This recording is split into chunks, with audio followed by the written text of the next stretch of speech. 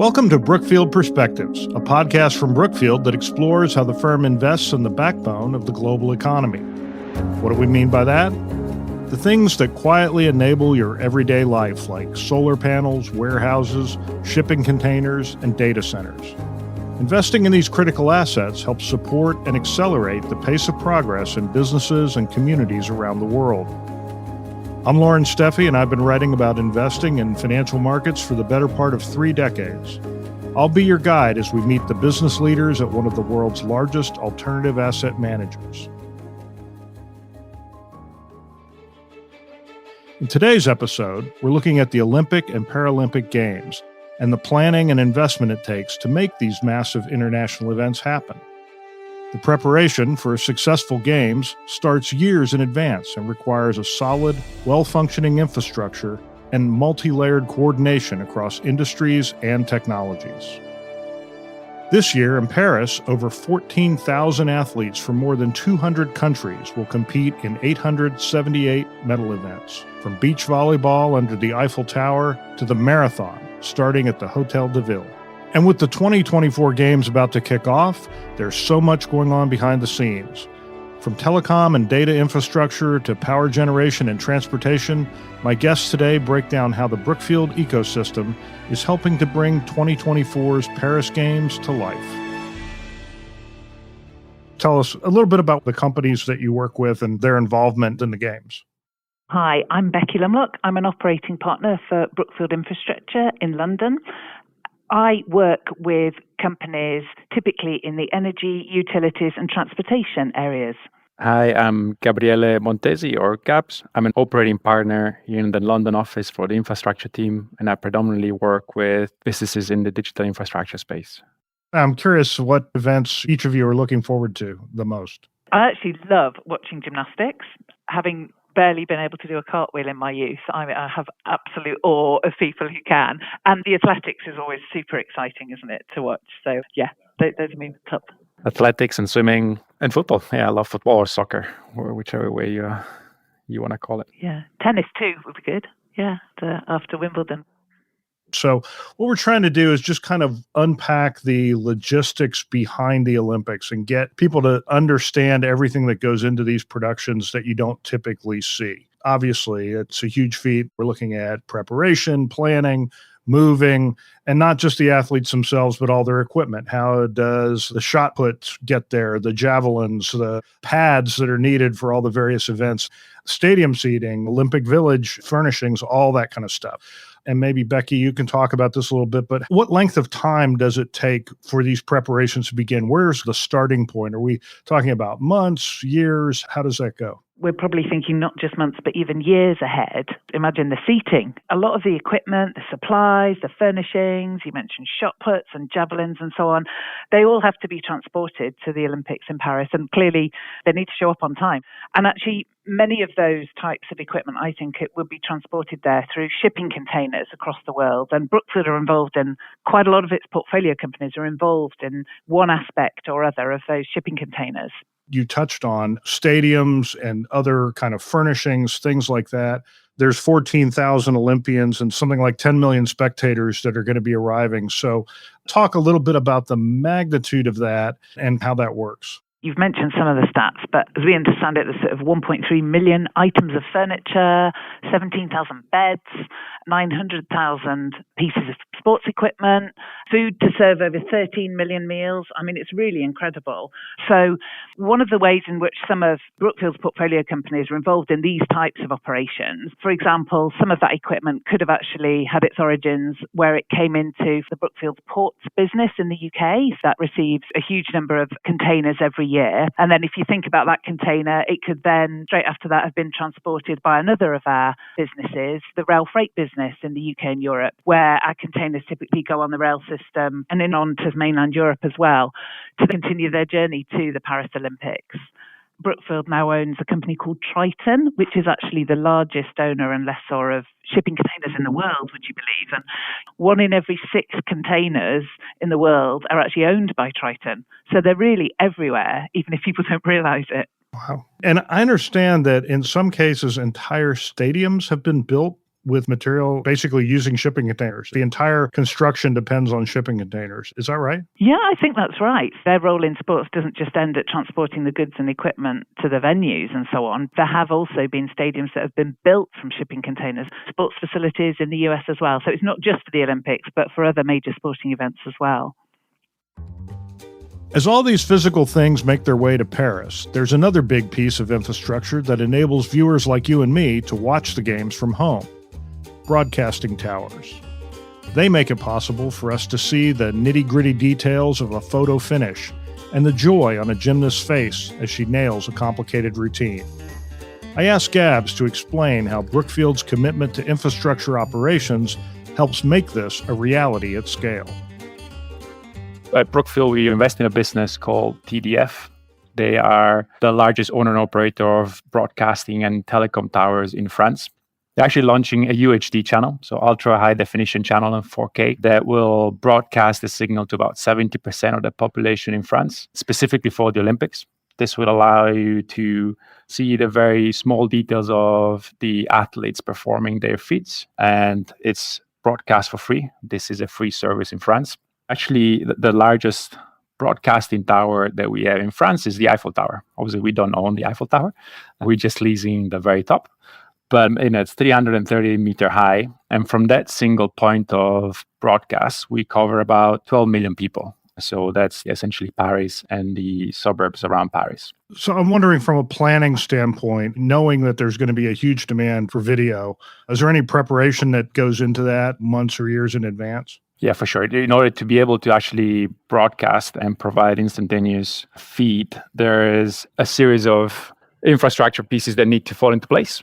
And you'll start from some of the fiber and the cabling that it's underpinning the broadcasting network. You have satellite dishes and microwave dishes that are positioned from the main head ends and propagate the signal throughout the country. But to get that in place, it takes years. And TDF has operated the network for well over 20 years, and they constantly upgrade the systems. And so some of the systems that we'll be using for the UHD channels would have gone in over the last couple of years as we continuously upgrade the technology to broadcast. And now we're probably weeks out from the games. What are both of you seeing in terms of what the needs are, how those are being met, how all of that's being managed? If an athlete's arriving in Paris a few days or weeks before, and if you think about what that individual might need to do, they probably need to familiarize themselves with the area, maybe look at maps and so on, figure out how they're actually going to get to where they're going to train and the stadium they'll be competing in and the travel times to get there and so on. And how do we do that in this day and age? We check on our phone, don't we? And in all likelihood, given the Olympics are in Paris, they would likely be accessing a web app that's actually hosted by another Brookfield company, a data center company, Data4, which has a number of sites, including on the outskirts of Paris. Data4 already has 50% of the CAC 40 companies as clients, so the biggest companies really in France. So those data centers are hosting data for everything from major banks to insurance companies, transportation companies, and major cloud and artificial intelligence players too. What they also do, which I think could be quite critical for the Olympics, is actually they host data for content delivery networks. So these are basically servers that speed up the delivery of web content by bringing it closer to where the users are. I think that's a really interesting point, because these games, they seem to be much more spread out than a lot of the games have been in the past. Not everything is happening in Paris or even close to Paris. In fact, I believe it's the surfing competition is actually taking place in Tahiti, which is like 15,000 kilometers from Paris. So I'm wondering, Gabs, how do you bring all that together? How do you connect all that? How do they get the information where it needs to be and that sort of thing? Are there any infrastructure issues around that are unique to these games? It's all about connectivity, right? How do we bring events that happen almost simultaneously, but very far away in terms of geography? And we can do that through technology. And infrastructure really enables this. There is a variety of infrastructure, data infrastructure that will be involved in something like this, whether it's from transporting the signal from Tahiti, which, as you say, is still French territory, but quite far away from Paris. And that will be through fiber. It can be subsea cable fiber, but also via satellite. But then this information needs to be processed, and so it will flow through the data centers. Most likely, some of them will be the Data4 ones. And then as it's transported within mainland France or to the individual homes across the world, oftentimes the signal will come these days through fiber. We have invested over the years in a number of fiber businesses, including one in France. But as you can see, the infrastructure that is used to transport, manipulate, and store data is instrumental in delivering the signal and enabling these kind of services. Well, I guess it's not just the broadcast signal or the connections themselves, it's also the data. When you hear people like me talking as if we know what we're talking about, it's because we've been able to access a lot of data about this. It's kind of at our fingertips, and getting all that information where it needs to go, I would guess, is a part of that process as well. Absolutely. I don't think people appreciate that. And, you sort of have your phone in your pocket, you flip it out, and immediately you got signal and you can receive and transmit data instantaneously. But to do that in an environment where you may have 1,000 other people or 10,000 or 20,000, some of the stadiums are quite big, even in the tens of thousands, all at the same time, it creates a huge problem for the network because the wireless data goes through the spectrum and it's quite a capable pipeline, but the capacity is not infinite. And so the way we go around this is a clever way by deploying dedicated infrastructure in places like stadiums, where essentially you're breaking down the radio signals through different cells. So what they call small cells. The way it works very simplistically is you and I could be sitting next to each other at the stadium watching the same event, and my phone may be connected to a cell to my left, and your phone will be connected to a cell to the right. They'll be using the same bandwidth, but because we're connected to different cells, we're essentially multiplying the capacity in the system.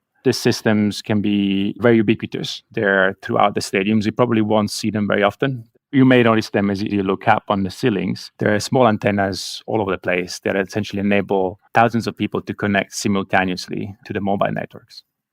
I wanted to go from the idea of connectivity into power generation, because that's the other big thing that behind the scenes, everybody assumes that there's just going to be enough power available when you add all these events and stadiums and lighting and air conditioning to the extent that they have it. And a lot of it is coming from renewables. I know the mayor of Paris has said she wants this to be the greenest Olympics ever.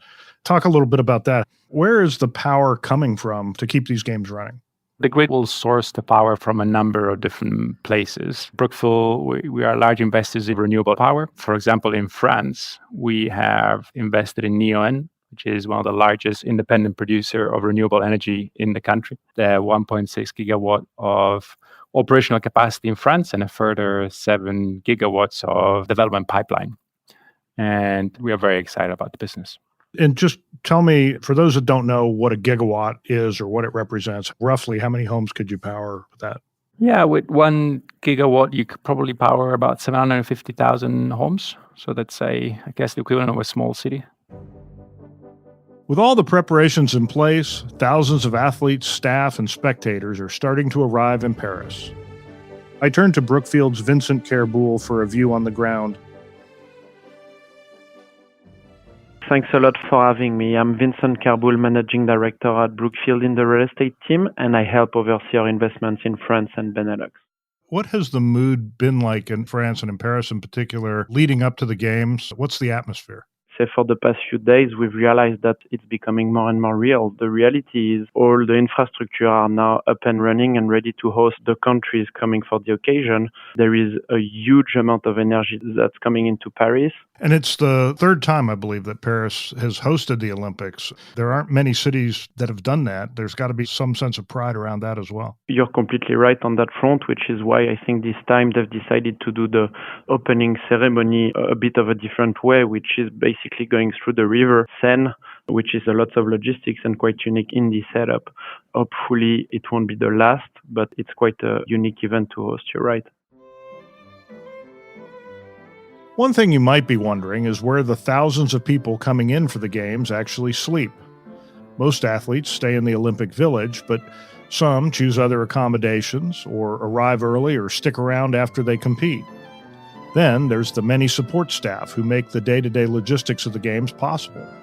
Brookfield's real estate business is playing a big role.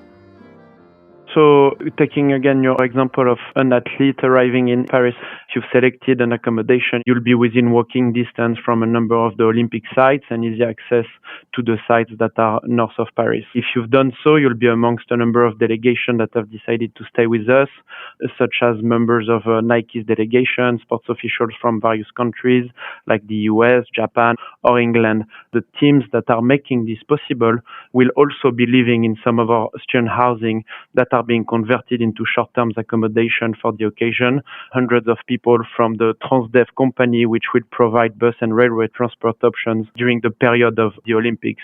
I think people underestimate the amount of energy and the amount of manpower that is being required to make it happen, even if it's a 21-day event. And thanks to our platform, and especially our student housing business, we've realized that close to 8,000 nights have been offered to people that will be this behind-the-scenes team that will make sure that this event will be a smooth event. You referenced temporary housing. What happens with those housing units after the games are over? Well, this will go back to providing accommodations to students that are going to spend 12 to 24 months studying in Paris or in the Paris region. So there's going to be some events for the Olympics on the Champs-Élysées. It's going to be sort of an urban sports area. So they'll have things like BMX freestyle bike races there and things like that. Brookfield has a connection to that location, and it was actually making some headlines not too long ago. So what is Brookfield's role in that? And what does it say about other properties and other investments, Brookfield's overall strategy in the area? You're completely right, Lauren. The opening of the ceremony will be partly on Champs-Élysées, and it's a strategic location for us in the middle of COVID. We've had the conviction on investing in the street and managed to own an asset and start the repositioning. But then as the world reopened, we've been lucky enough to be approached by a strategic buyer, and ultimately we ended up selling the asset within 15 months or a bit less than 2 years. The day-to-day of our platforms is to support the backbone of the economy, and whether it's through our student housing businesses, or hospitality businesses, or logistics businesses, and that's something that often people don't have in mind. So I think it's interesting to see the contrast between some successful events and what we're doing on a daily basis to actually create those successes. One of the things that an event like the Olympics does is it shines a spotlight on a lot of these kind of logistics, all of these things that have to come together. But this is the business that you do. This is going on all the time. How does this show the overall operations, the overall interconnectedness of these things that you're dealing with every day? I think what the Olympics does is put some kind of a deadline to public infrastructure investment. And so while a number of initiatives needs to be done by a specific date, this will remain significant investment for the years to come. And so as we've been looking at some of our strategies, we've seen that, especially in the north of Paris, the investment that are going to be made or that have been made for the Olympics will stay for the years to come. So essentially the Olympics are like a jumping off point for future investments. Yeah, you're completely right. And I think they are a starting point for an evolution or a transformation that is happening, and especially between, I would say, the Paris city center and the Paris region. And that's one of the key strategy or initiatives we're implementing as well. To Vincent's point, the games unfold over a few short weeks, but all the preparations fit into Brookfield's long-term view of investing in the backbone of the global economy. I asked Becky and Gabs to add their thoughts on how the investments made in these games will live on long after they're over. From a TDF perspective, the ability to develop a UHD channel will allow us to continue to broadcast in high definition and to provide more content, which will benefit the entire platform. And to the extent that we are deploying systems within the stadiums to provide mobile signal or to upgrade some of our microsites in and around the Olympic villages and where the venues are, those will continue to be used. And similarly, all the new venues that were built or revamped, they will continue to have a life for many years after the end of the Olympics. So it has a lasting impact. Things don't just go back to the way they were. It's an investment cycle that allows you to upgrade all the infrastructure revolving in and around the event. As Gab said, Brookfield invests in a lot of companies that are really form critical parts of the backbone of economies, and we're seeing that live at work in Paris. But if we're talking about the ongoing impact of the businesses on the French economy, if I go back to the containers that I mentioned earlier, they can be found all over Paris, and they will be there beyond the Olympics, whether it's for construction sites, they're being modified to become offices, even being used as building blocks in modular construction. So those will remain there for many years to come. That's all for today's episode. Thanks to Becky, Gabs, and Vincent for sharing their perspectives. To hear more from business leaders at Brookfield and beyond, check out our other episodes on decarbonization, deglobalization, and digitalization wherever you listen. And stay tuned for more from Brookfield Perspectives.